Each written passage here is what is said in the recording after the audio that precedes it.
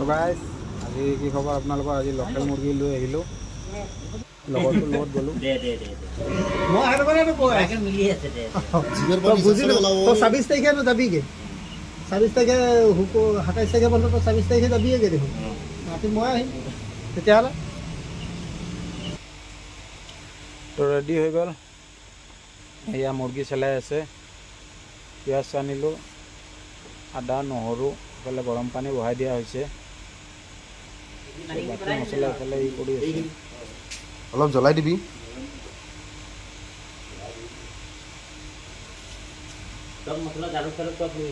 বঢ়িয়া। নহৰু এজনে কাটি আছে, আমাৰ এইজন হ'ল টেংকি ড্ৰাইভাৰ হয়। তো এইফালে নিপেনক ক'লোঁ কি মুৰ্গীটো ধুনীয়াকৈ কাট, আৰু এইজন আমাৰ ছাৰ মেইন ৰান্ধনি হৈ আছে নাৰান্ধো বুলি। তো চাওঁ, যদি ময়ে বনাব লগা হয় তো মই বনাম। এইফালে পিঁয়াজ কাটি ৰেডি, আলু ৰেডি। তো মাংস আজি কালাৰ চাওক, কি ধুনীয়া কালাৰ হৈছে। জুইত বনোৱা গৈছে যে কালাৰটো সেইকাৰণে বেষ্ট হৈছে, আৰু খাবলৈ যে ইমান টেষ্টি হৈছে কি বহিছিলোঁ সকলোৱে মিলি আমাৰ ড্ৰাইভৰ জীৱনটো জানাই, এবাৰ যিখিনি খাওঁ এবাৰে ভালকৈ খাওঁ। মাছ